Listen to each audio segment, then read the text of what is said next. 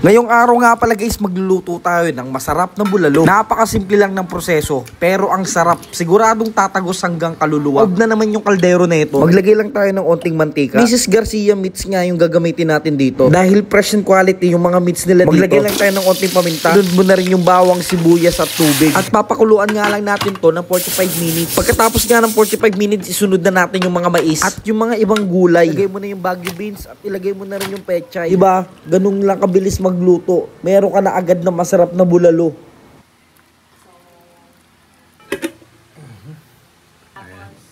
Same din.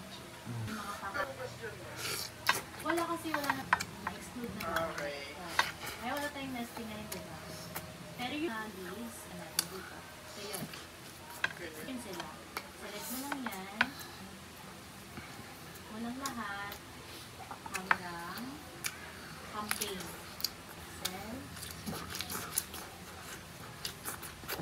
Yung count 145